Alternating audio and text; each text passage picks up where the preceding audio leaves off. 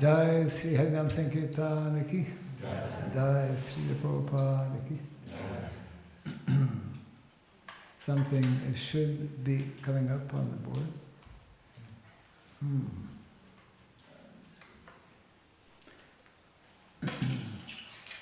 Yes. No.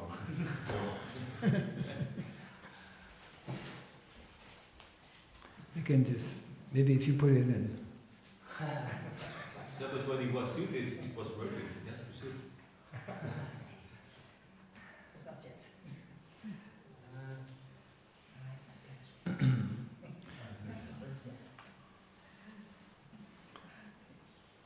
Okay, yes. Om Namo Bhagavate Vasudevaya.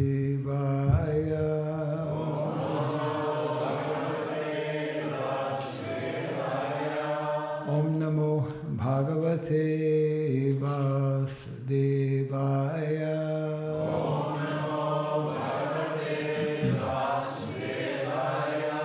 Om Namo Bhagavate Vasudevaya.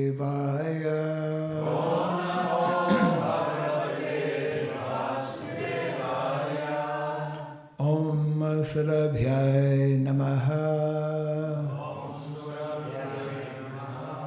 Om Surabhyay Namaha. Om Surabhyay Namaha. Mukam karoti vasaram pangum langayate girim yatkripa tamaham bande Sri Gurum Dinatharanam yatkripa tamaham bande Sri Gurum Dinatharanam. Hare Krishna, and welcome everyone to our afternoon, yes, thank you, session, or main, I guess, session or presentation on the subject matter of, in general, Varnashrama Dharma. And I was mentioning this morning, specifically in terms of the theme, a major theme. We have a short or handbill that we'll distribute a little bit later on, that explains about the theme, which is make Vrindavan villages.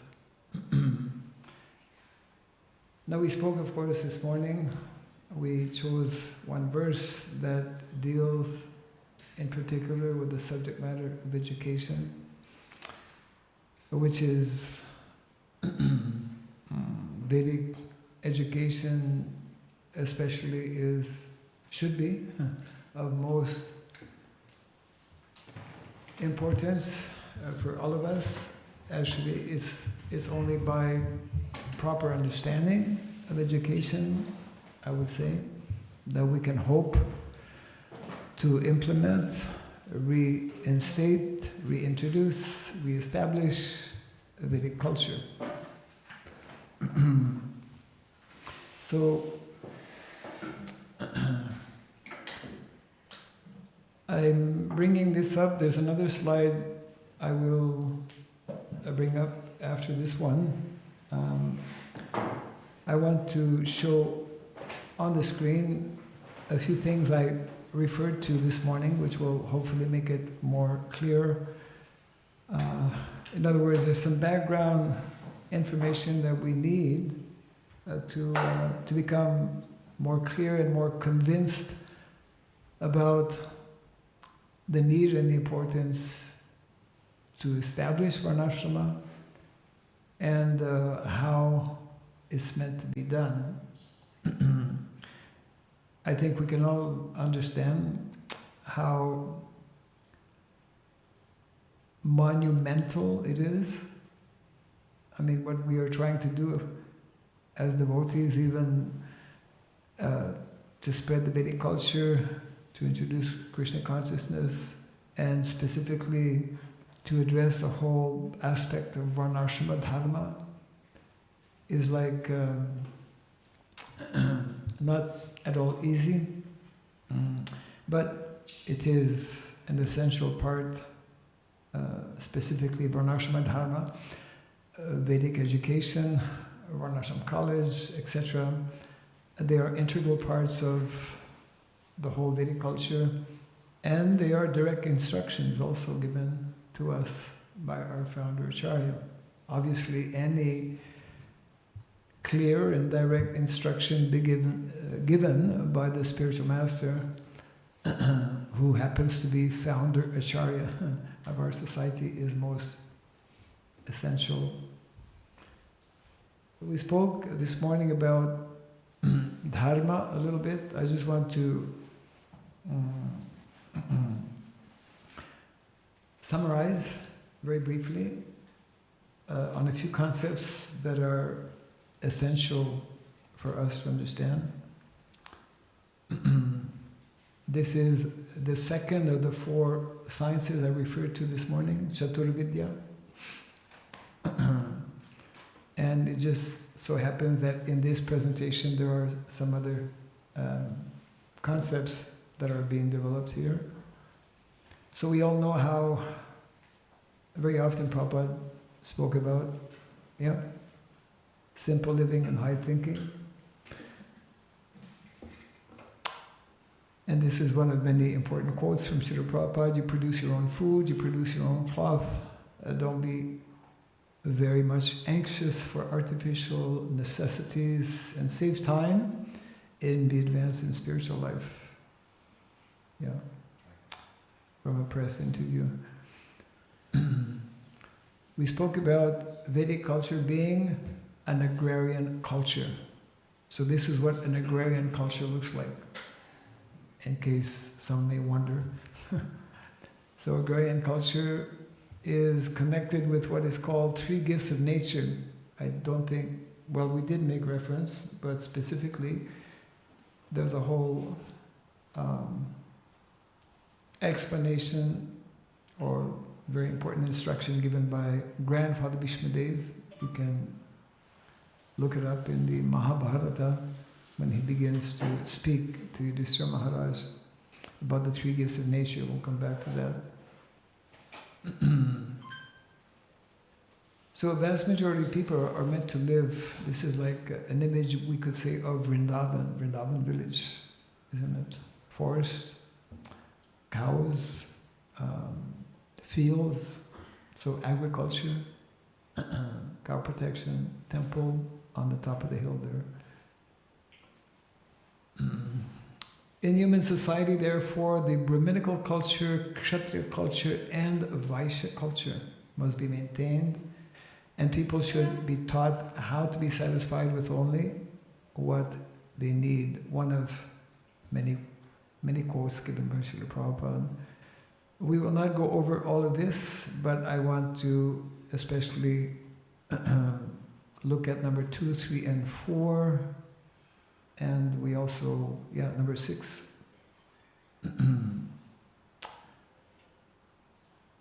Few quotes from Srila Prabhupada. This town life, industrial life, factory life is asuric, demoniac life.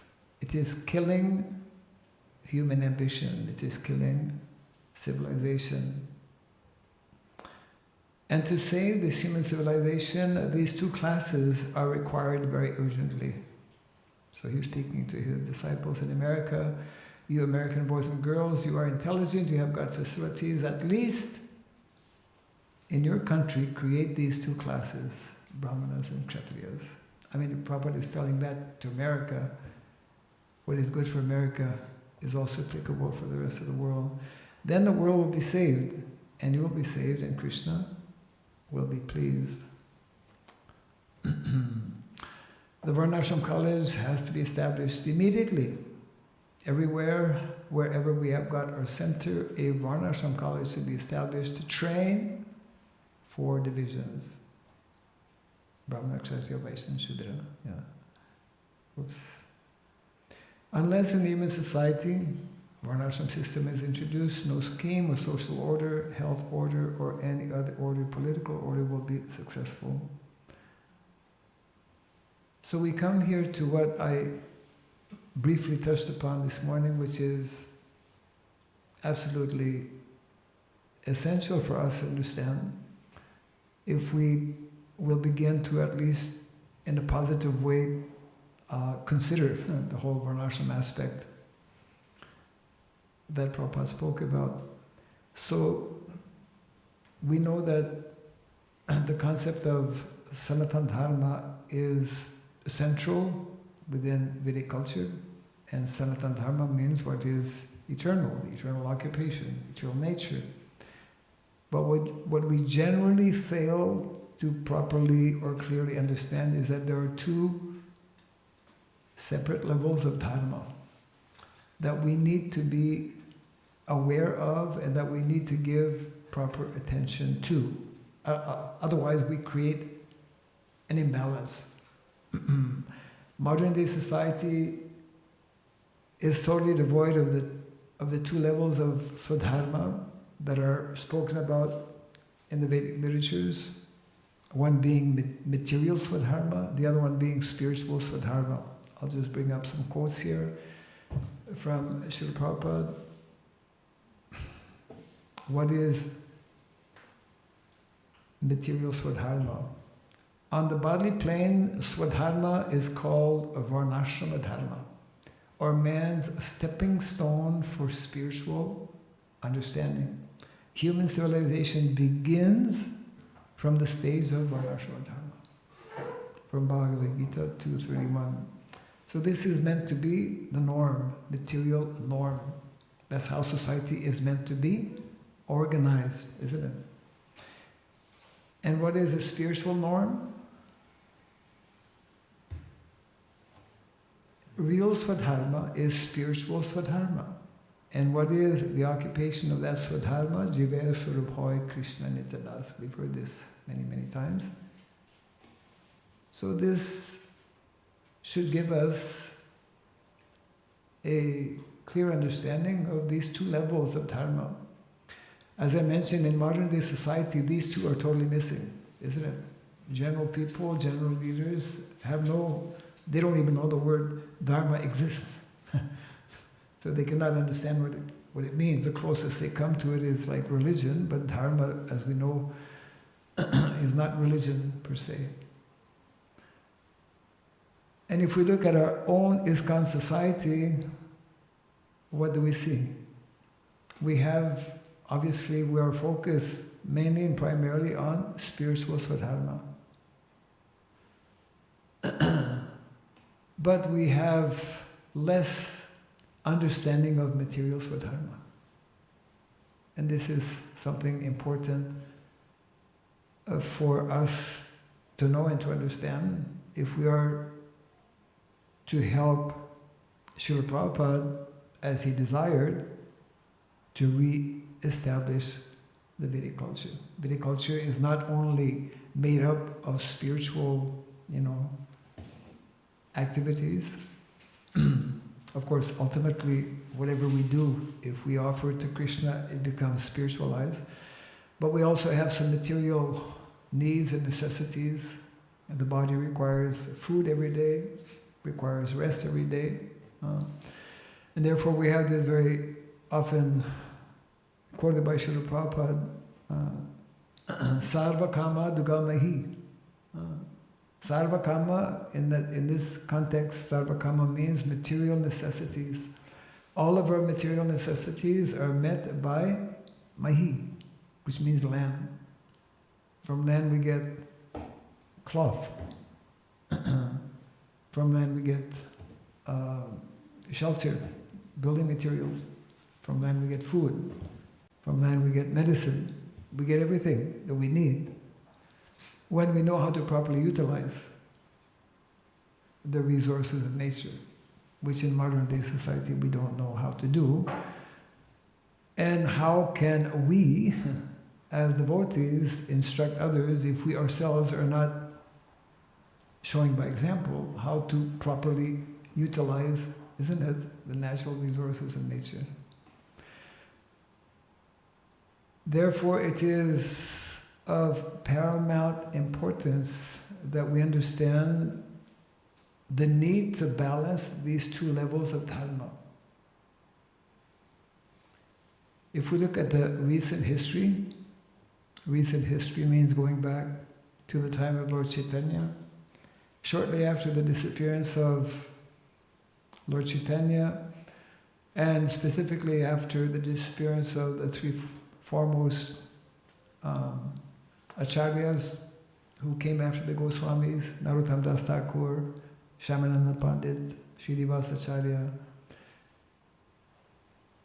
For approximately 300 years, the whole movement of Lord Chaitanya Mahaprabhu just went astray.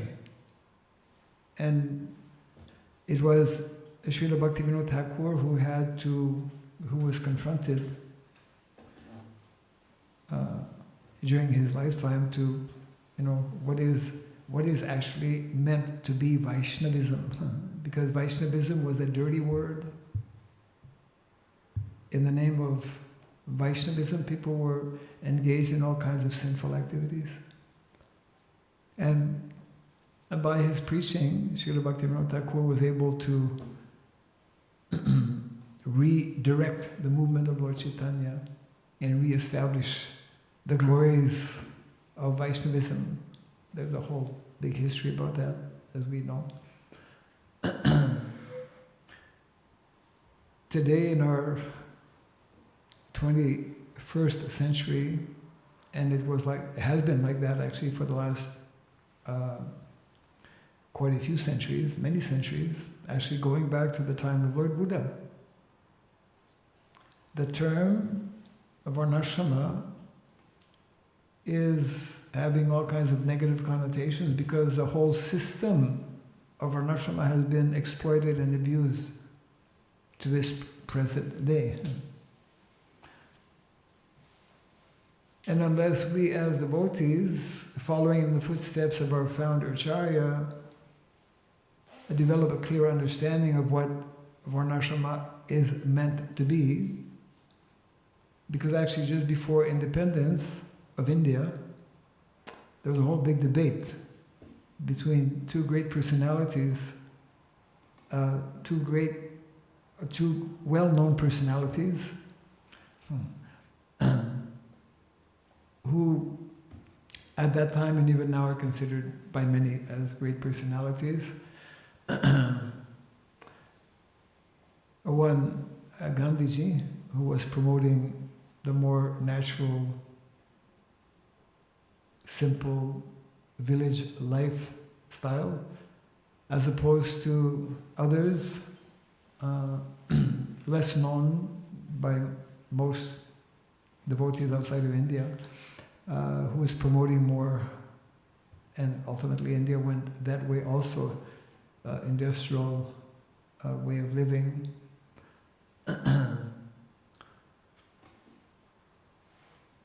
And therefore, Srila Prabhupada, because he was a pure devotee of the Lord, he could appreciate, although he was from the city of Calcutta, he was a city boy, but he had very clear understanding of the importance of village life. Village organization, he often referred to as being crucial, essential. We'll just skip over here. This is something I referred to this morning, I believe. Yes, I did. So it's just coming up just to refresh our memory. ISKCON's 4 movements. Within the movement of ISKCON, we have 4 sub-movements, we could say. And those again are from this essay of Gita Nagari in 1956, further supported by a letter of 1949, both of which are in the folio, right? Whereby Prabhupada actually writes his vision, projects his vision as to how the mission of Lord Chaitanya is meant to unfold, beginning with what Prabhupada termed as, this is Prabhupada's own terminology, Sankirtan movement, referring to books and the holy name. Secondly, temple worship movement, establishing temples. 3, spiritual initiation movement, all of which are especially of a spiritual nature. And the 4th one, that he called class of society movement, which is more dealing with material, energy, material situation. And in his Back to Godhead magazine of 1956, Prabhupada makes the following statement: spiritual existence of devotional activities and class of society are 2 identical terms. The one without the other has no meaning.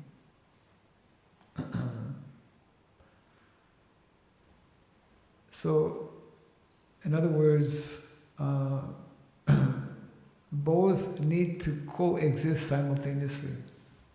Spiritual Swadharma as well as material Swadharma. We know this important quote Prabhupada mentions about his spiritual master, telling how philosophy without religion tends to be mental speculation, whereas religion without philosophy tends to be sentimentalism, which generally leads to fanaticism.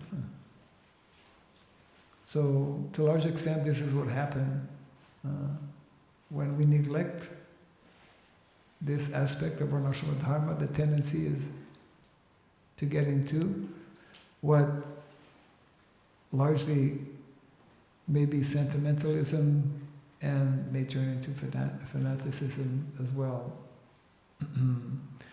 This is the descriptive presentation of these four movements, chanting the holy name. Prabhupada demonstrated all of these, introduced all of these, different temples, etc., temple worship movement, spiritual initiation, and of course, class of society, different, beginning with New Vrindavan. Agrarian versus, this is the verse or the reference I want to share. There are two schools of thought current in the world. One wants to divide the world into cities and the other into villages. This is from Gandhiji. The village civilization and the city civilization are totally different things. One depends on machinery and industrialization, and the other on handicrafts.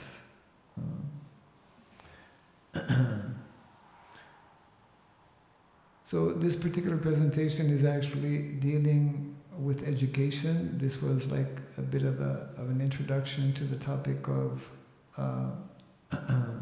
Trayi, or Vedic education, which is, as we discussed this morning, meant primarily for Brahmanas.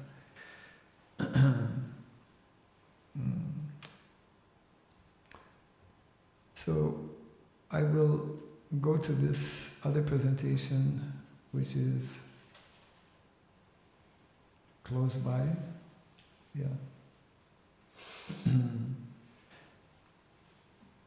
And this is a short animation I want to share.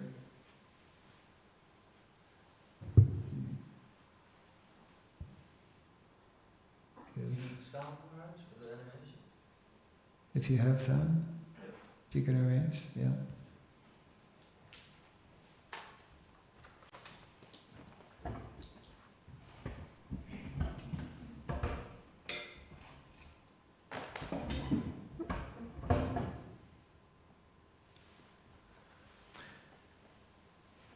Coming back to our theme, make Vrindavan villages. Daiva Varnashrama, Dharma, 50% of Srila Prabhupada's unfulfilled mission.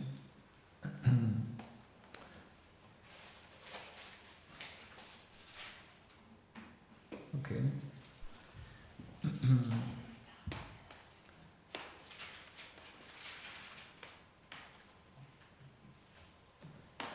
What is also important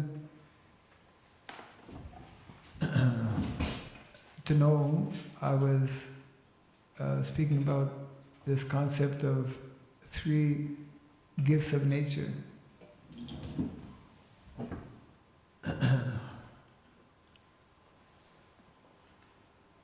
When Grandfather Bhishma Dev,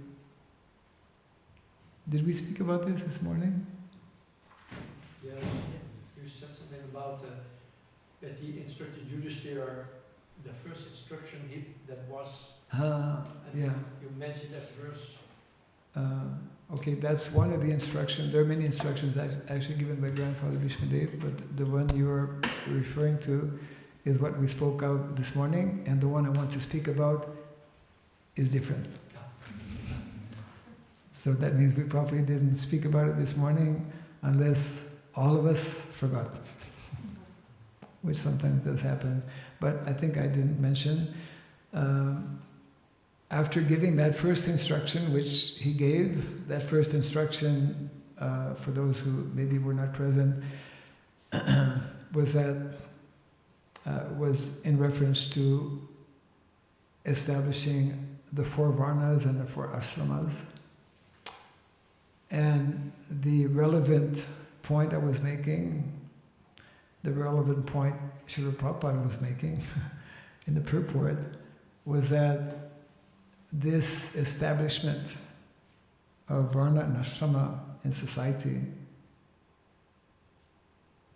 because it is created, given to us by Krishna, is meant to accelerate our ability to advance spiritually. Very important. Very important word and concept as well that Srila Prabhupada uses. That system, that seemingly material system, which today seems to be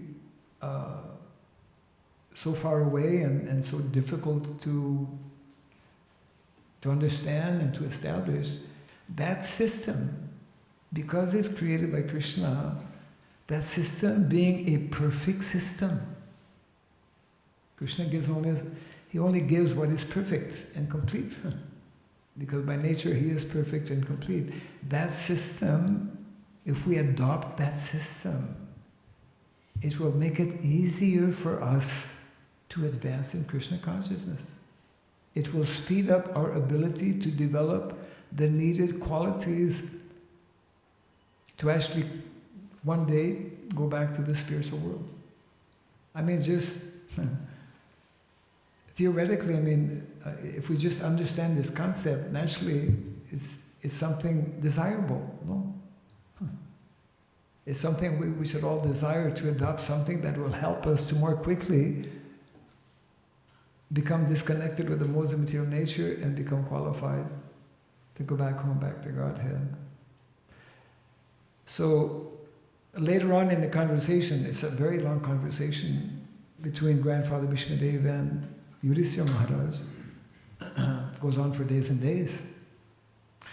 So another important instruction, when I was doing my doctoral research on the subject matter of sociology, Vedic sociology, I came across this particular quote, which to me was also very central to the whole purpose of why and how we can help reestablish this Vedic culture. So at one particular point,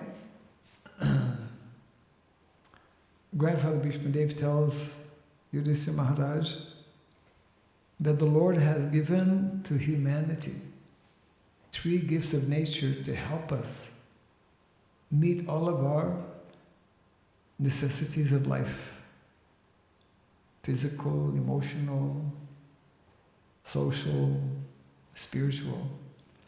And that these 3 gifts of nature are the foundation of the Vedic culture, and they are so important, they're meant to be worshipped.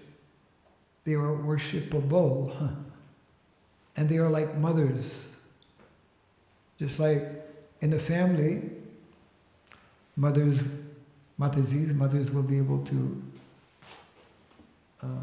appreciate this possibly more. A child needs the presence of the mother to be nourished physically with her milk initially, and to be nourished emotionally, isn't it? And therefore we see in modern day society, because mothers and fathers in the more developed countries in the world are not there. Do you know that over 50% of those born in North America, children born in North America, don't know who their father is and will never see their father in their whole life? This is a Varnasankara situation. This is Varnasankara situation created when we don't have the system that Krishna wants us to have, that the system that Krishna has created. Those 3 gifts of nature are meant to be protected and worshipped. Unfortunately, today the opposite is happening. So the first of those 3 gifts of nature are cows. Can you imagine a Vrindavan without cows? It would not be Vrindavan, right? And for that matter, can we imagine a village without cows? Well, that so-called village without cows or bulls will not remain a village for a long time. The destruction of villages and the destruction of society happens when we neglect and no more have this natural dependency.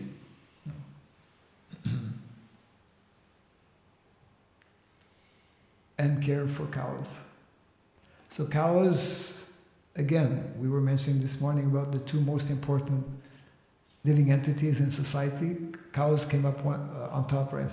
Cows and brahmanas. So here also, these three gifts of nature, the first one mentioned by Grandfather Vishmadev are cows. Gava pratista bhutanam, for those who know Sanskrit. Bhutanam, all living entities. Pratista, sustains. Cows actually sustain not only human beings, but all living entities. A few years back, maybe last year or the year before, one devotee, in Mayapur, there's a Mayapur forum. So somebody wrote an article entitled, "Cows Give Water." Everyone said, cows give water. The cows give milk? No. And then his whole article was explaining how cows actually give water. Cows give water means when we have cows in large numbers, there's a whole detailed explanation, because when they are allowed to do what they're meant to do, means grazing most of the day, they're walking on the surface of the land. It creates a situation where, they're massaging the land, number one. Secondly, their cow dung and cow urine, which falls on the land, is taken up by different living entities who come from underneath the ground, and they make little holes. They're called tunnels.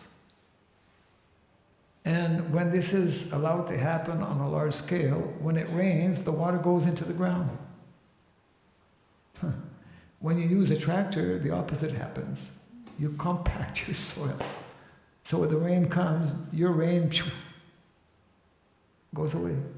So everything is actually very, very scientific in Krishna's overall plan. When we don't know that plan, when we don't follow that plan, then we make a mess, as we're doing, as we have done. One of the most severe global problems we're facing today is called desertification, where practically all of our topsoil on the planet is reduced to practically nothing, and the soil itself is devoid of proper ingredients to actually grow food. And the food that we are growing is devoid of its natural nutrients. We have to replace the old age saying that an apple a day keeps the doctor away. You've heard that? No? Now it's like 10 apples a day may keep the doctor away. You have to eat 10 apples today to get the equivalent of what an apple used to be. And it's like that not only for apples, but for everything that we grow. Because we have deviated from the norm. We've deviated from the natural way of living, the natural way of growing, the natural relationship which is meant to be there between ourselves and nature, between ourselves and the cows. So the first gift of nature, cows. Second, directly connected, cannot be disconnected, is Mother Nature, land. Sarva kama dukamahi, as we mentioned a little earlier, because from the land we depend totally on the land. So these are two like material, cows and the land.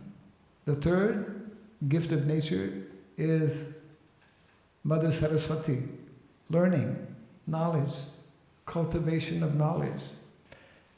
And here we should understand cultivation not only of spiritual knowledge, but also cultivation of material knowledge that is given to us in the Shastra to help us live a simple life, to meet our basic necessities of life, so that we can have more time to cultivate the primary goal and objective of life, which is self-realization. And if we don't do this, well, we will simply, continue to see the kind of degradation which is ongoing all over the world.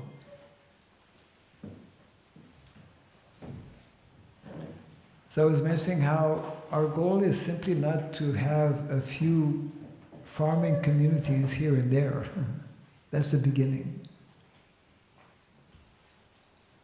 Our goal is to actually transform the whole of society back to what it is meant to be and what it used to be before the era of industrialization.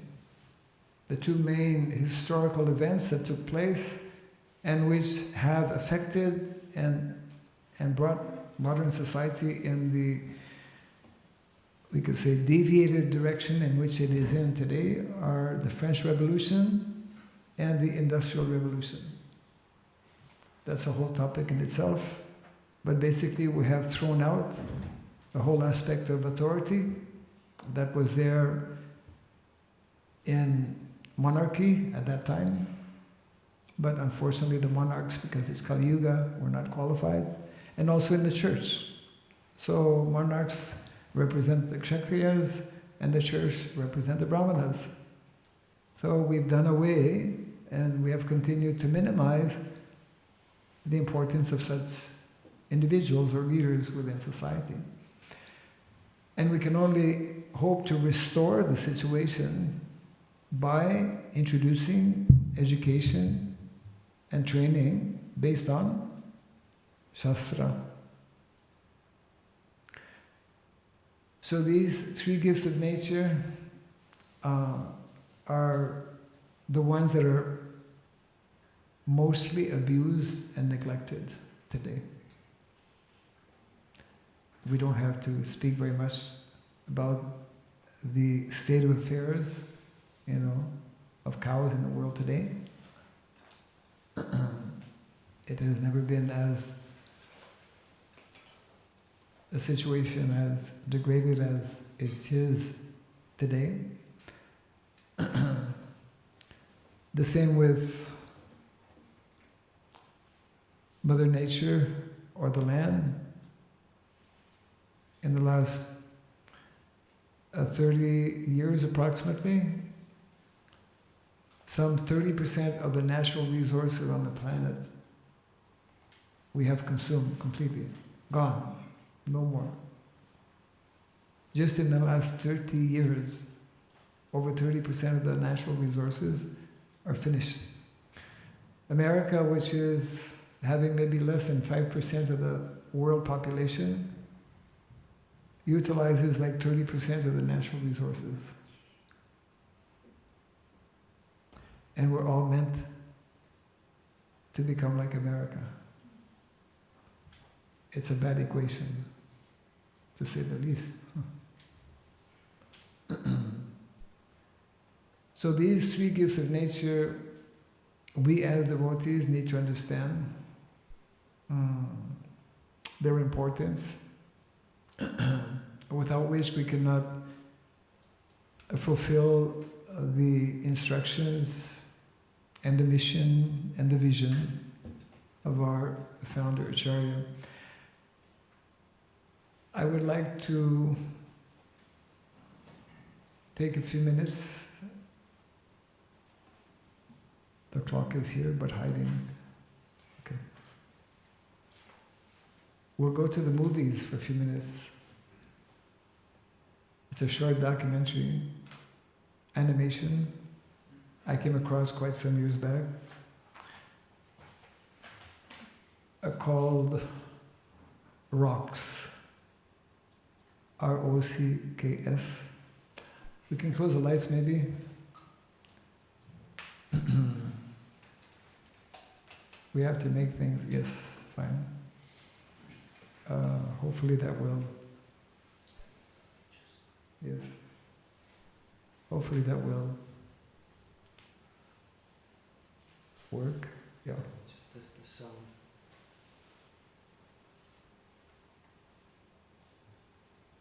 I'm not hearing that. Maybe that makes a noise.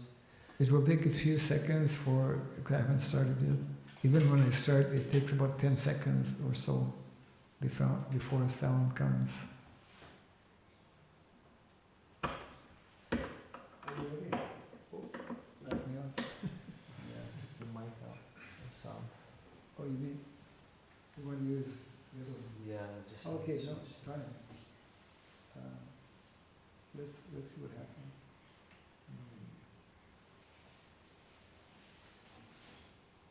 Just I can move this. Just give it a few seconds.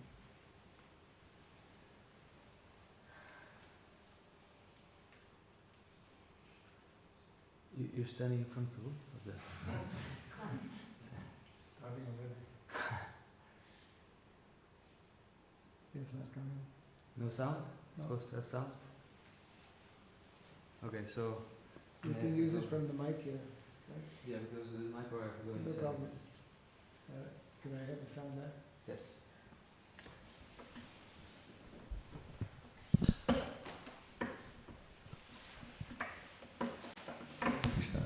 Yes, we're back. So we will hopefully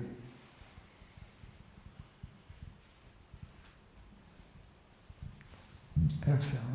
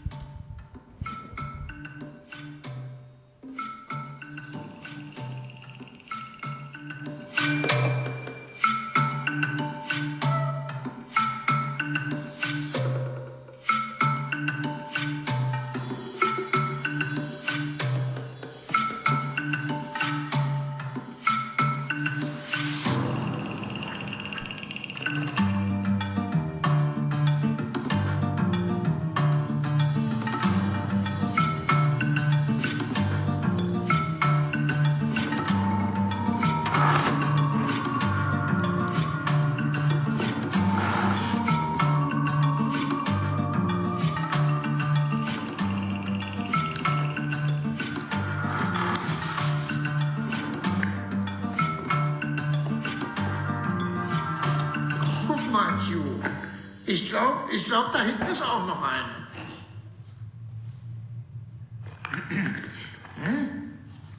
Hier!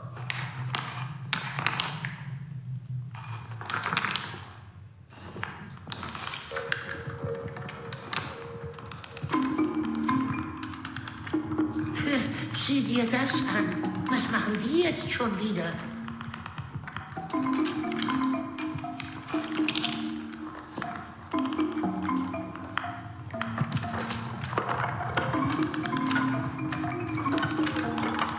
Holzhaufen? Ich sage dir, das steckt System dahinter. Mhm.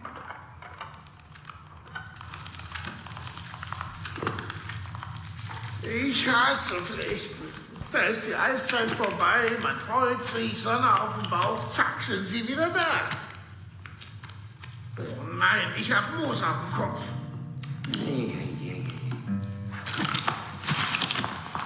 Halbstarke, verdammtes Mistweib! Ich hab die Schnauze voll! Volltreffer!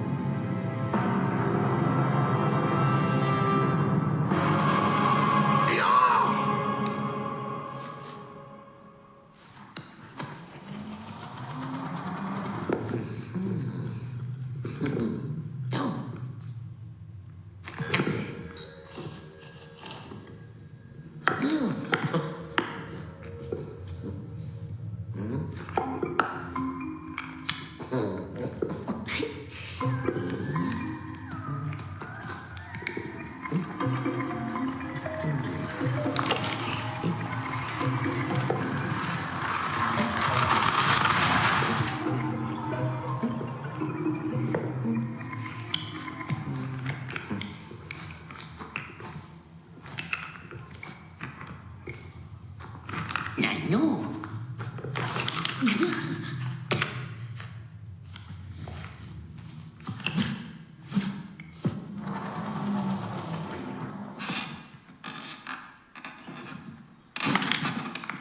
Oh nein!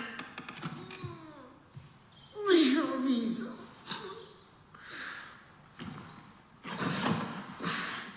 Ich hab's ab.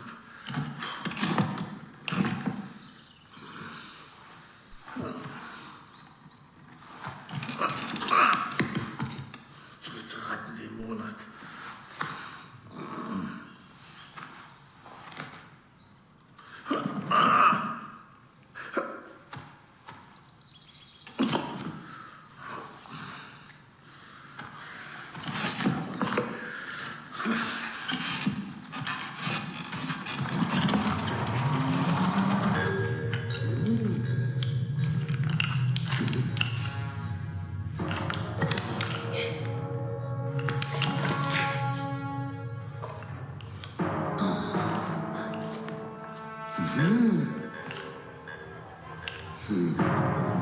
So was.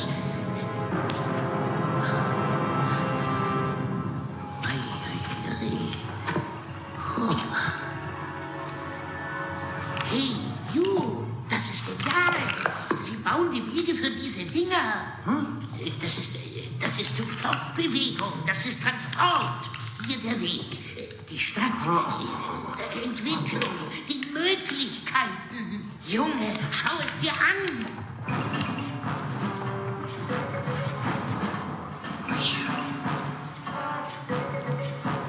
Und der Schlüssel zu all dem ist das. Das. Oh. Juhu.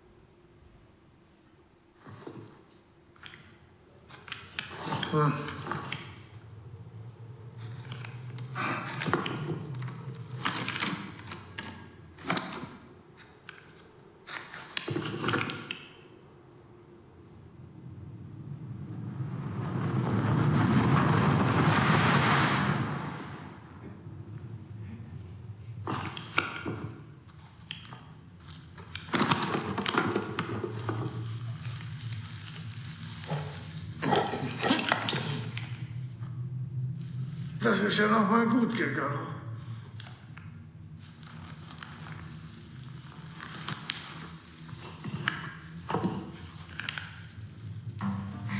Ich will ja nichts sagen, aber du hast wieder gut Moos auf dem Kopf. Oh, das darf doch nicht wahr sein. Du hast blödes Moos auf dem Kopf. Das ist Moos auf dem Kopf. Ja. Du kannst böse lachen, ja.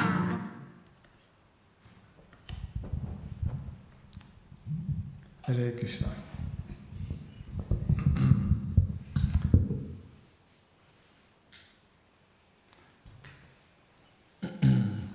This was, of course, depicting, Prabhupada spoke about how modern civilization, being built on artificial and unsustainable concepts and principles, is a civilization that will not last. you specifically mentioned how it is a doomed civilization. And as we have seen here, it's like however alluring and attractive it may seem to be, as quickly as it has come, as quickly it can and will. It is explained how empires, I believe Prabhupada refers to, the Roman Empire, the Greek Empire, different empires in the history of mankind have had like a 200 period. And we are at the tail end of this 200 period in history in terms of modernization, industrialization, mechanization. So there were various discussions actually with Srila Prabhupada on the matter of Varnashrama. And very often devotees seemed somewhat skeptic, indicating that, cities have been around for a long time. Seems like they're going to be around for a long time also. And then Prabhupada's response was that regardless of whether they will be around or not, we should live like this. And like this, he meant like the residents of Vrindavan in the country. And our presence in the cities, we should be present in the cities, but it should be primarily for preaching purposes. Cities are meant to be our preaching basis, and country is meant to be our living basis. We should be living in villages in the country. We should be raising our children. Why we should be raising our children in the village? Because the text we read this morning about non-formal education is teaching us that actually majority of children are meant to receive, both boys and girls, this what is called non-formal education. And academic education traditionally, and in the context of Vedic culture, is meant for brahmanas who will be in Gurukul and will study for many, many years, 12, 15, from the age of 5 to the age of 20 approximately.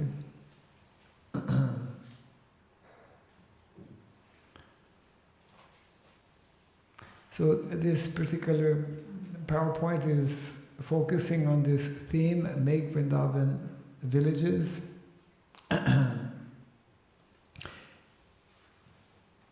There's only one country actually where we have at present, at least for now, an organized ministry for Varnashrama, that's in India, since year 2009.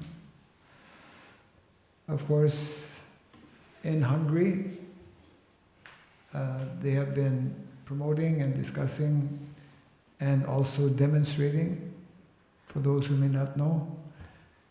Just 10 days back or so, the European Council awarded, recognized Krishna Valley as being the most advanced and developed self-sufficient community in the whole of Europe.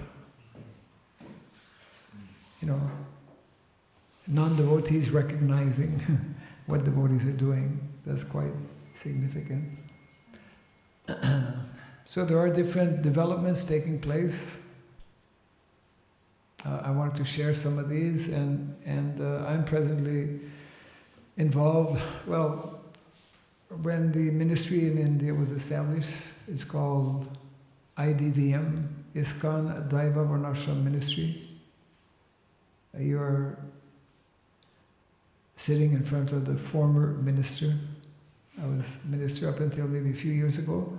I stepped down to give my full attention to research I was doing and the thesis I had to write on the subject matter of Vedic sociology.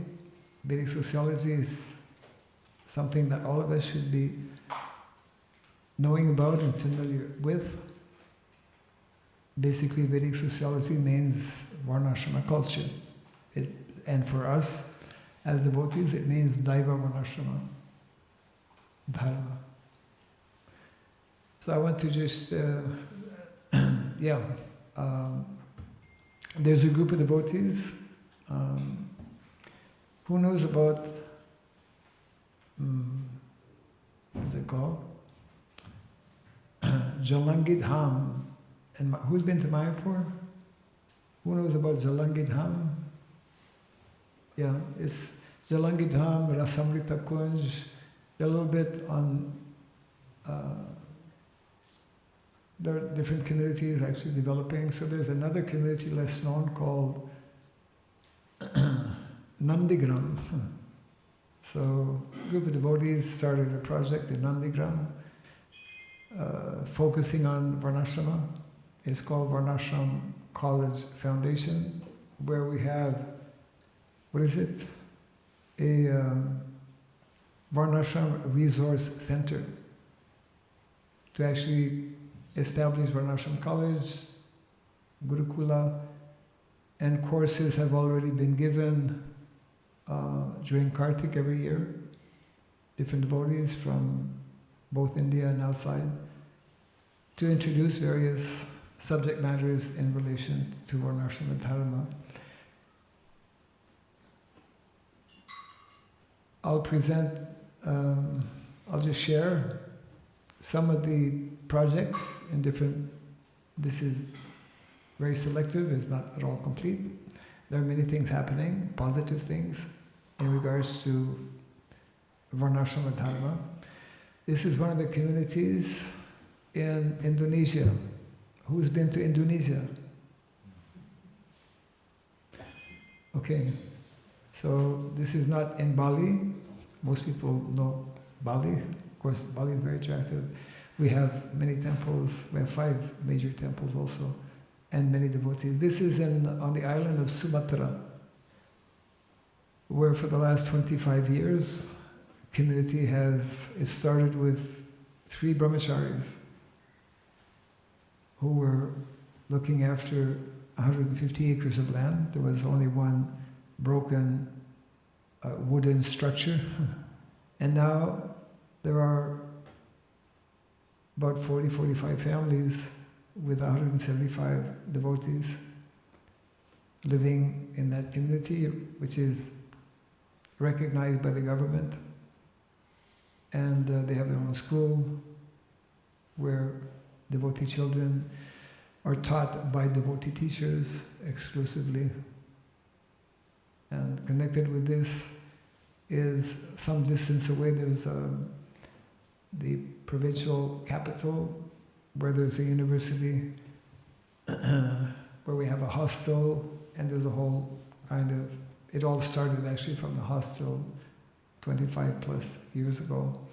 It means that actually when the circumstances are proper, when there's proper cultivation, then it's like from zero practically, a community has come up. Some of our devotees who established this community are now grandmothers and grandfathers. Their children have grown up, they've been married like that. Krishna Valley, of course, I mentioned, is another community, probably closer to 100 devotees make up Krishna Valley.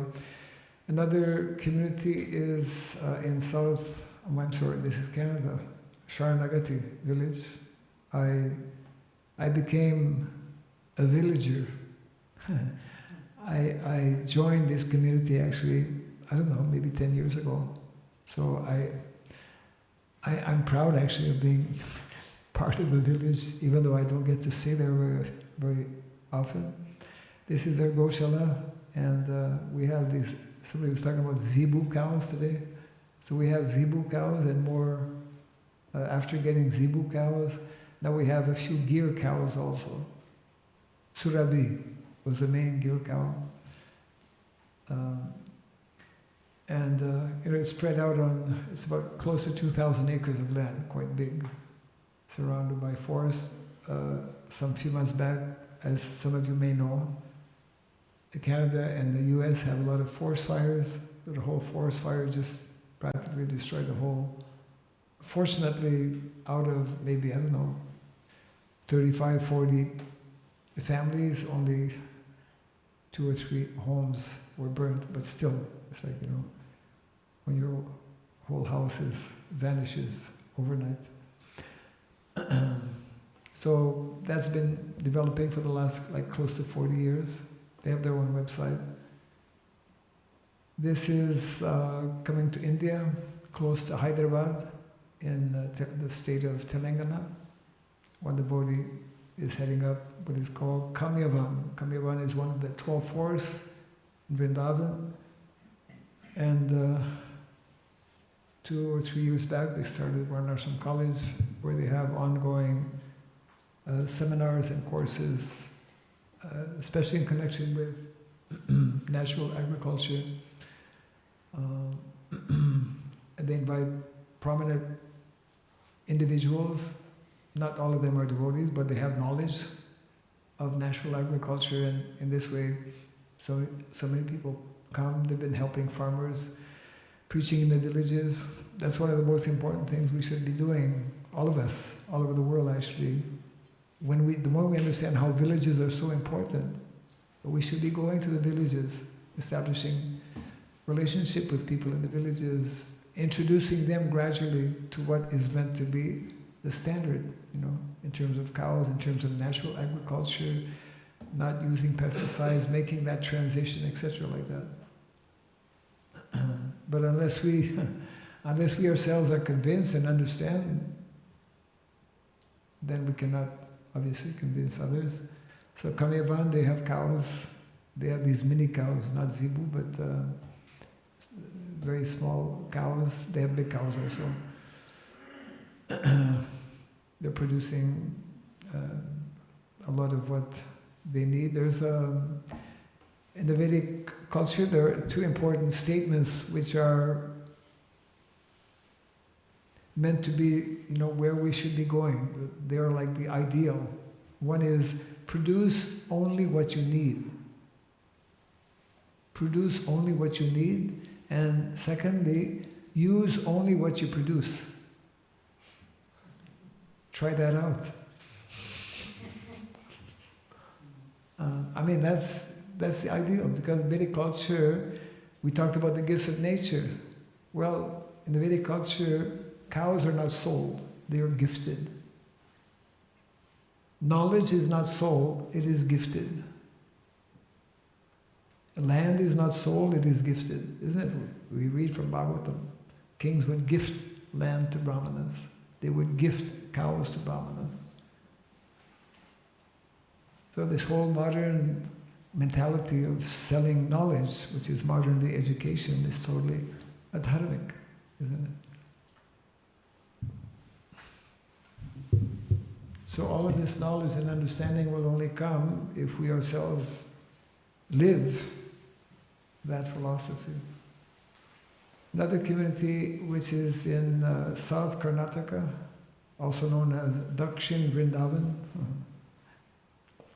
that's called SSKBK, Sayadri, Sri Krishnabalam Kshetra, near Udupi, within the district of Udupi.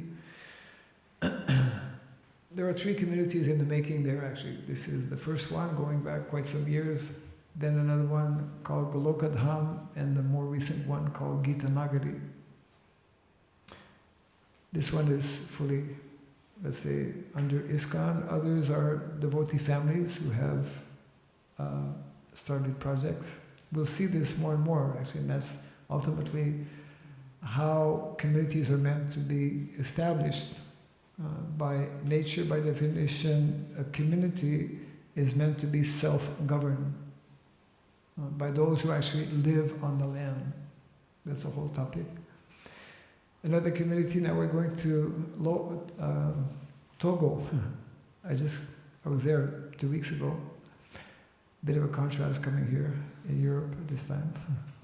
So in Togo they have, similar to what we did actually in Indonesia, a group of devotees that like 3 years ago, they took a course that I was giving online, Vedic sociology. You know, the Chaturvidya for Vedic sciences. They became one main leader, Kalarupa Prabhu. Where is he? In the front, in green. And so they took interest in wanting to establish, so they have this particular devotee, yeah, he's in the front, in the green there. He's connected with like a family lineage that have a lot of land. So he has like 100 acres of land, and so they are starting Gita Nagari. Their project name is Gita Nagari in Togo. It's in its early beginning, they're growing and whatnot. This is our research or resource center in Mayapur, close to this, I was mentioning Nandigram. We've been having, it's like open school in the front here, these gazebos, open air. We have a temple. We'll bring up the picture of Krishna Balaram, nice, very attractive Krishna Balaram deities are there. Where the flag is, that's at Yagyashala. We have regular jagyas. In the back is what will be the Gurukul. There's a Goshala also, just beside the temple. And these are the deities here. Jai Shri Krishna Balaram ki jai. So Krishna Balaram, they are the acharyas for agriculture and cow protection. In the purport we read this morning, Krishna plays his flute and in this way enchants the cows and all the residents of Vrindavan. And Balaram has his plow and he's in charge of agriculture. So their activities in Vrindavan are meant to be the regular activities when we have this type of lifestyle. These are some other scenes. This is the Goshala specifically. I'm waiting for a Gopala. Before I get the cows, I already have people sponsoring for the cows. These are gazebos. These were done by village people actually, devotees from some of our villages in Bengal, and then a lot of people in close to Mayapur, they know how to make these bamboo huts and whatnot. It's meant for education? Yes. There's like classrooms? Yes, these are open air classrooms, correct. This is a garden, we're developing a mini botanical garden, mini Krishna Balaram or Balaram garden there. This is the Goshala, and this is, who knows what this is? It's not a hat. Cow patty storage? Huh? Cow patty storage? Yes, we call silo, village style. They keep the grains, yeah. So within 2 days actually, devotees from one village, another district, not from Nadia, they came and within 2 days they just, amazing. They make ropes from the grass. And they just, they're just very, very expert, and this is for keeping grains correct. This is Kutir. I happen to stay there when I'm in Mayapur. We have a few kutirs. There's one behind my kutir, which is a VIP kutir. If any of you come to Mayapur, you can be our VIP guest. This is Mango Grove. That's where that setup is. And we have another gazebo where we give sometimes lectures when guests come. We have visitors, Gurukul boys. This brahmachari is from Assam, visiting Mayapur with some of his students. We had one devotee who was teaching Sanskrit to a few boys. Prabhupada said actually in the essay of Gita Nagari that in our Gurukul we will not accept boys over the age of 7. It's very interesting how in the Vedic culture majority of Gurukuls were actually in somebody's home, where we read from Bhagavatam, presence of the Brahmana and his wife, and how they cared for the boys, and of course the Brahmana was the one teaching. We also gave emphasis on Kshatriya mood, because one of our devotees actually will be establishing specifically a Kshatriya Gurukul, which is very much needed. This is the VIP guest house or kutir. Yeah, this is a bit of an overview. And from a distance we can see the TOVP, Temple of Vedic Planetarium. Yeah. And the sun is setting. So that's on the west side. And this is what we can now distribute, maybe. This is highlighting the theme. I'm traveling for 3 months promoting this theme, Make Vrindavan Villages. What is it?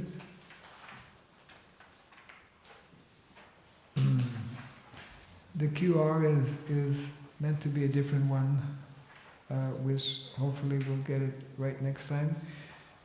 So before we open up for a few questions or comments, I want to also mention that I have a gift for everyone. Wow, a gift. Wow. Say wow. Wow. Yeah. I mean, how often you get a gift from a sannyasi? So this is my magical card, which allows me to give all of you a gift. So basically, some of the references or links are here in this card. So if there's 2 ways. If you have your card on what is called NFC, then just by touching it, you can download this information. Otherwise, there is a QR here which you can just capture, and then you can have this information. I should learn to bring it up maybe on the screen at some point. There's all kinds of nice information. For example, we didn't bring the book, huh? There's a book called, I had it this morning, that's okay. Speaking about Varnashrama, one of the important books, having all of the quotes. He has a few books, not this one, but bring me the books you have. Make Vrindavan Villages and whatnot. Yeah. There's a book speaking about Varnashrama, which was commissioned actually by the GBC way back in 1996 to do a study on community development. It's in the folio, it's available in the database, you can download it. The Gita Nagari essay is also there, and it contains, so that book is available for download on our website. It's digitally available, yeah. There are other books that I don't carry with me, but one of them is called Make Vrindavan Villages. Make Vrindavan Villages, which is basically the theme of our tour at this time, and other books are there, Varnashrama education, and towards a global Varnashrama culture, etc. I do want to leave some time. I will give you the card right now. Those who would like to have this connection, this information, you can just see Jairam at any time before leaving, or even now also. This will not in any way corrupt your cell phone. It will rather enhance it. Jai Shri Sri Gauritai ki, Jai Shri Sri Jagannath Baladev Subhadra Devi ki, Jai Shri Sri Krishna Radha Gopinath ki Jai. Now it's time for comments or questions if anyone has. Okay, not so bad. Yes. Might, yes, you can and should. Krishna? Okay. Thank you very much for this presentation. It's really exciting topic, and it made me think a lot about what the meaning of Varnashrama Dharma, because myself, it is, for me personally, it is always a little bit of difficult topic, I must admit, because... you're not the only one. Because I always think about, when I think about Varnas and Ashramas, and, it seems to me like an attempt to develop caste society again, and there is a lot of power abuse and connected with this. So whenever I think about application and development of Varnashrama Dharma, I always think about silly questions like who gets to decide who is going to be Brahmana, Kshatriya, Shudra? Can you change your Varna? What if Shudra boy falls in love with Brahmana girl? What if Shudra has the most money in the village and so on? So how do you see things like that develop? I'm sorry if I'm being no, these are all. This is the book here actually, speaking about Varnashrama. By the way, that's available on our website. Therefore, there's a need for training. Prabhupada, I was mentioning this morning, spoke on numerous occasions the need for establishing Varnashrama colleges. It won't happen overnight, but yes, there is a lot of apprehension about the very word Varnashram and about the whole system, because for the last so many centuries it has been abused. It has been, people in different positions have been exploiting. So Prabhupada's vision of Varnashram is that we cannot avoid the Varnas, because we cannot, in as much as we cannot avoid the modes of material nature, isn't it? Modes of material nature are one of the four eternal principles described in the Bhagavad Gita. Ishvara, Jiva, Kala, Prakriti. Only karma, fortunately for all of us, is not eternal. So it means these divisions, these natural divisions, because very often people think, well, this is a recent invention, introduction, to exploit others, etc. The caste system is not what we are promoting, but the natural divisions are there by nature, and when there is proper training and education, then that society can function properly. So naturally, so many questions will be there, but if we can visualize how that Vedic culture, when such type of training and education is in place, it's like, we read about how during the reign of Lord Ramachandra, because he was a ideal leader and king, then everyone was happy. There was no excessive heat, no excessive cold. People were not diseased. Materially speaking, like in Vrindavan. Vrindavan, they live based on these principles, and they are simultaneously the most advanced spiritually and the most advanced and the most opulent materially as well. Yeah. So the key here is training and education, which has been absent or lacking, and this is why Srila Prabhupada wanted that we introduce such training and education. And it will take generations. It's not going to happen overnight. But what we should try to understand is we are trying to put the basis in place. We're trying to work on the foundation for our future generations. The movement of Lord Chaitanya Mahaprabhu is still in its early beginning, just 500 years back, 500 plus, and it will be around for the next 10,000 years. So when and how major changes will take place, we cannot say, But that is there in the Shastra, and part of that is to re-establish the Varnashrama culture, the Varnashrama system. So the more we have individuals, both men and women, children, etc., properly educated and trained, then all of these different problems that we see presently, they will not be there, or at least they will be reduced. Yeah. So Shastra means Krishna, Shastra means Krishna, Shastra comes from Krishna, and is repeated and explained by our acharyas. So our foremost acharya, founder acharya for all of us, Srila Prabhupada, is telling us this is what we have to do. So we have to educate ourselves, we have to take the necessary time, and it's not easy. We're totally going against the main current of the day, isn't it? But it's like not easy to become a pure devotee also. But that's what we have to do. We have to strive, endeavor to become pure devotees. Otherwise we're stuck here in the material world, practically eternally. That's the meaning of Nityabadha, eternally conditioned. So this is our choice.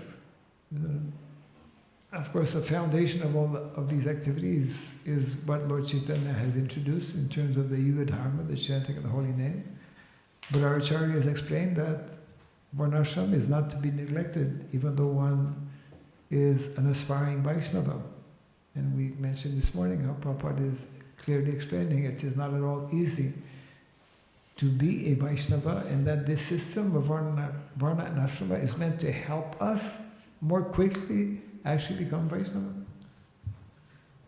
So we have to hear from this book especially, which is again 100% quotations from Srila Prabhupada, and then slowly, gradually, we can begin to understand and begin to implement. There are specific ways you mentioned about choosing Varna. It's not that, okay, well, I like this Varna, I want to become a Kshatriya or whatever. No. All of this information is there in the Shastra. For example, Srila Bhaktivinoda Thakur in his Sajjana Toshan, he explains how it is one of the most important responsibilities of elderly brahmanas in a village to make sure that before the age of 15, young boys know what is their varna. They will study. There are 4 basic principles to follow to ascertain or determine the varna of an individual. One of them being by astrology, having the astrological chart, which is traditionally in India is done, and giving insight about the nature of that individual, number one. Secondly, looking at the family lineage. By family lineage, one can understand. Of course, nowadays, we don't have family lineage, so that one is not so relevant. Third one is by administrating psychological tests. That can be done. And the fourth is by simple observation. Isn't it? So all the guidelines are actually there in the Shastra. We have the commentaries and advice, instructions from our different Vaishnava acharyas. And it's within that system of Varnashrama college that Prabhupada wanted that we systematically introduce these different sciences, etc. Other comment or question? Yes. One of the... Yes. I wrote that one of the biggest regrets of Srila Prabhupada was not to have spread the Varnashram. Could you say something about that? Yeah. Yeah, it was. We put a book together called Lamentation, Prabhupada's Spiritual Lamentation, and I wasn't there physically, but I've heard it directly from those who were. In particular, Abhiram Prabhu, who was Prabhupada's nurse in Vrindavan, and it's in this book actually. At the end, there are there are references and quotations from him and others as well, including Bhakti Tirtha Maharaj, including Bhakti Chaitanya Maharaj as well. So specifically in regards to Abhiram Prabhu, he recalls how when he was in Vrindavan, there was a discussion. Brahmananda Prabhu at the time was there, and other devotees, and there was some conversation as to, do you have any regrets? And Prabhupada responded no, but within a few seconds afterwards he said yes, actually. And in the meantime, what the devotee was saying, is it maybe that you have not been able to complete the Srimad Bhagavatam, the translation? And then Prabhupada said, no, that is not my regret. My regret, I forget exactly the word he used, is that I've not been able to establish Varnashrama. And we know how in the very last months he had traveled. His intention was to go to Gita Nagari in North America. He made it up to London, and because his health was deteriorating, so he had to come back to Vrindavan. And just like 2 weeks before leaving his body, that is recorded. You might have seen that particular clip. Prabhupada is just lying on his bed. He cannot move. He can practically speak. And then he's telling how modern day situation is such that the vast majority of people are totally covered by the mode of passion and ignorance, and therefore to raise them from these lower modes of nature, to bring them to the mode of goodness, Varnashrama has to be established. So, Prabhupada, I was mentioning way back 1956, 1949, and now just like 2 weeks before, so it's not, it's consistent. It's consistent. Yes. Maharaj, thank you very much for your explanation. We had here a Gurukul, a school for children. Yes. And also there was a college. Both are not functioning anymore. And we see in the morning the children standing at the bus stop, and they all go to the karmic schools. Right. So and now we know that actually even the little children, they are learning about perverted things, about sexuality and things. And so these children, they are more or less also contaminated by all this nonsense. So what is the future of actually here, our society? Yes. That situation is not only, if it is like that here, it's not only here, it's practically everywhere. And therefore, it's the responsibility of our own devotees and of our own leaders to actually change that situation. I mean, there are non-devotee people who understand the dangers of public school and public education, and who make all kinds of efforts to introduce, homeschooling, for example. I know in some countries homeschooling is not even authorized or is not allowed. In France, for example, I was here a few days back. They don't allow homeschooling, but devotees have recently, some time back, applied for opening like a private school. So we need devotees to look into the situation according to the laws that are there where we're living, and somehow try to come as close as possible to what is meant to be the ideal. The ideal is that our own devotees teach our own children, as opposed to, as you mentioned, non-devotees, and they're being polluted and corrupted in different ways. So it's a responsibility of every community and every parent as well. That's most, in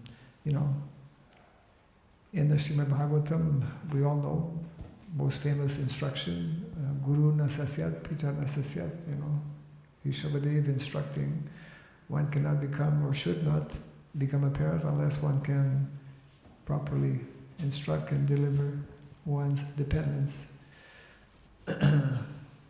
Not easy, definitely, a major challenge, but we need to become more familiar with various instructions given to us by our founder Acharya, and we need to make maximum effort to be in line with the Vedic culture and with what Srila Prabhupada has instructed.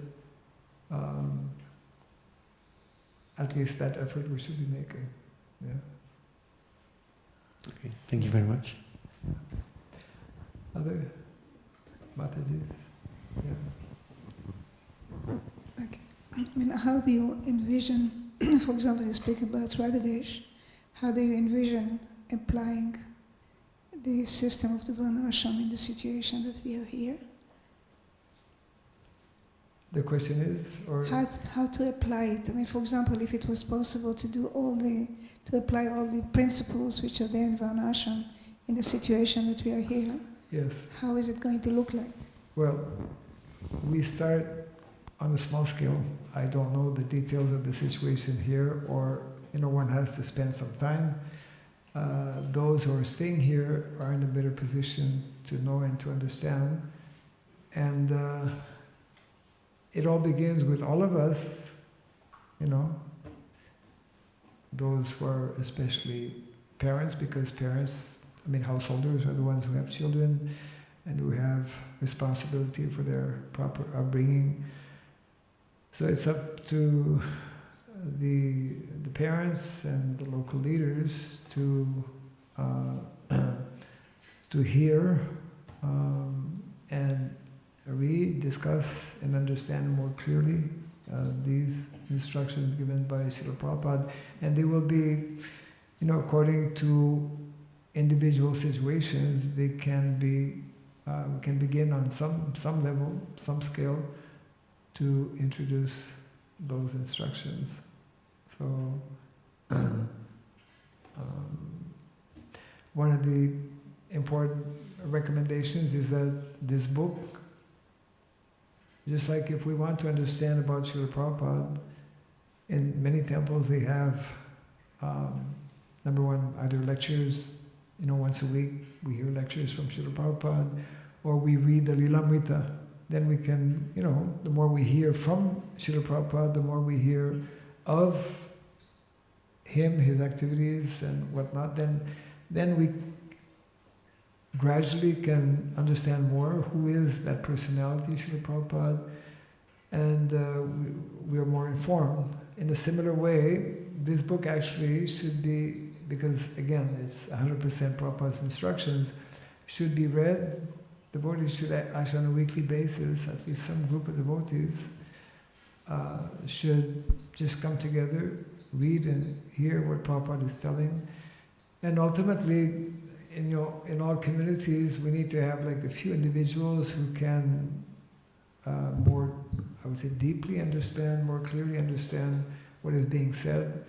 Ultimately, communities need to be directed by, ultimately, isn't it, Brahmanas and Kshatriyas. Kshatriyas, those who have that kind of natural ability or tendency to organize. Three main activities of Kshatriyas. One is protection, second, administration, third is welfare. Isn't it? Protecting physically, protecting in terms of the principles of dharma, administration, organizing according to particular situation, and then providing whatever needs may be there for the residents or the citizens. So, Prabhupada has left us his instructions. It is up to us, to read, to understand, to meditate upon, and to endeavor to the best of our ability, and to pray. Ultimately, without Krishna's mercy, we can't do anything. Also, so we should pray to Krishna.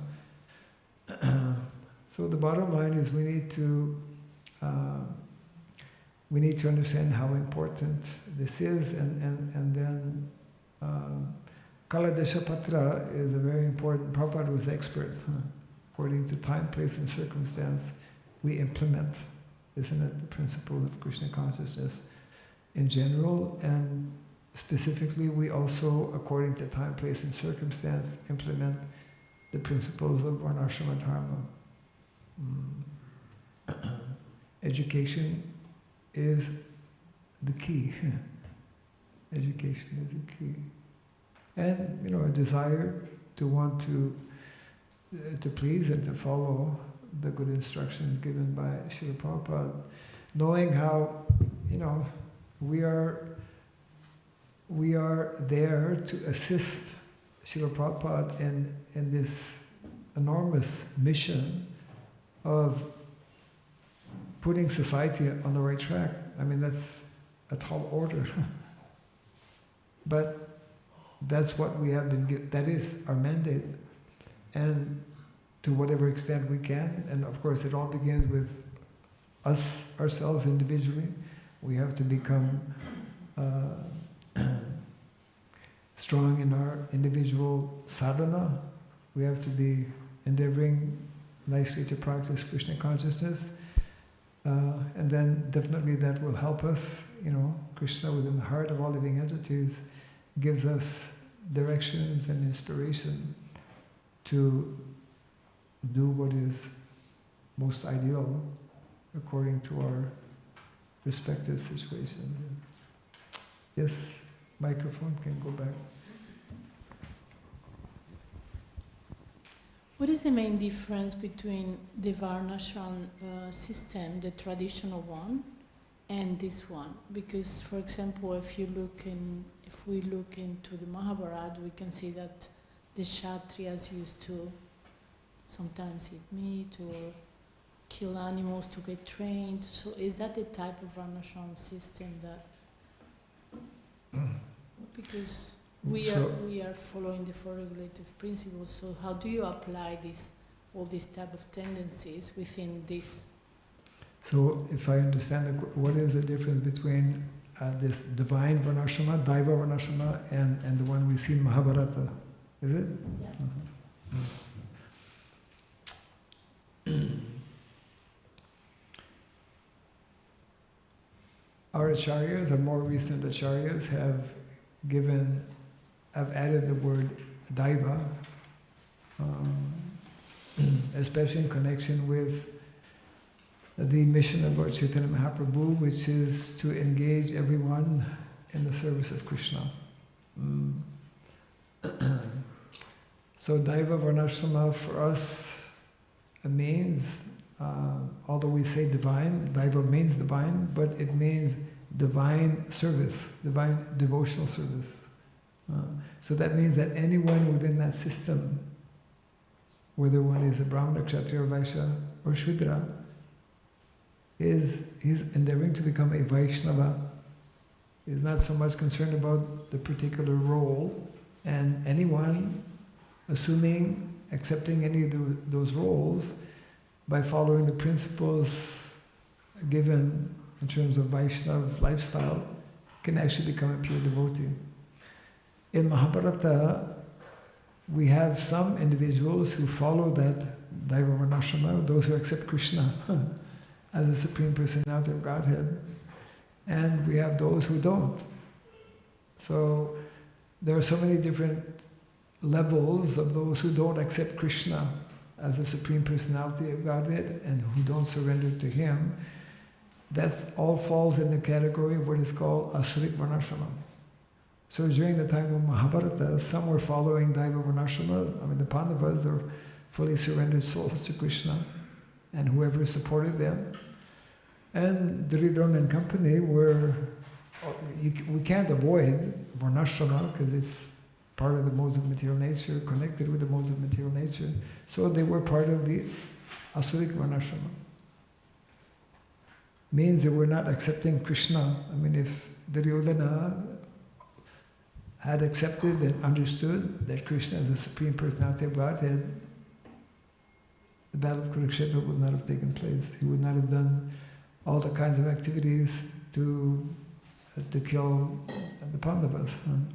So he and Dhritarashtra were not in that purified consciousness, but they were following Varnashrama, but we could say impurely. So even today, people, we have leaders in every country. We have people who are teachers in every country. So we have perverted Kshatriya leaders. We have perverted Brahmanas who are intellectuals, but they are engaged in teaching also, but they're not in parampara and they're not teaching the pure knowledge. So Daiva Varnashrama is simply that, or those pure teachings as received in Guru Parampara, and specifically as revealed by Lord Chaitanya Mahaprabhu, this whole element of bhakti, pure devotional service. So that is what our acharyas refer to when they speak about Daiva Varnashrama. So which means basically, simply, anything short of pure devotional service is impure to whatever extent. And our endeavor is to purify our individual lives and society in general, so that we are coming as close as possible to what is meant to be that ideal system.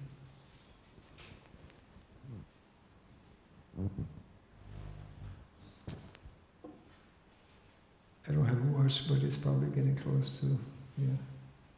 This book is paid. You can get it on database or wherever you can find this book. It's on this magical card. Oh. Oh. No, we didn't understand. I told him my card is magic. We came around with this card, but Huh? so we have to photograph it and what the actual code. Well, taking a photo and getting a whole book by taking a photo is not a bad deal. We are old-fashioned. Yeah, but There's a website to it. Speaking about Varnashrama.com. Yeah, there's, on what you're downloading here, there's a website. From that website, there's most important media that you can download and you can get the book. So, thank you all very much. Jai Sri Prabhupada Ki. Hare Krishna.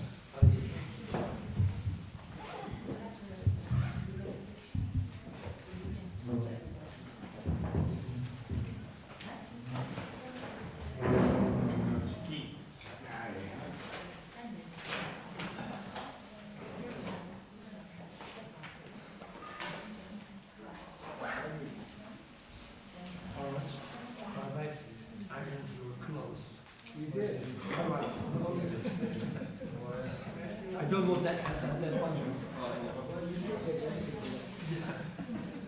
But there's only one set. The other set is not completely. Can she give it tomorrow morning before class?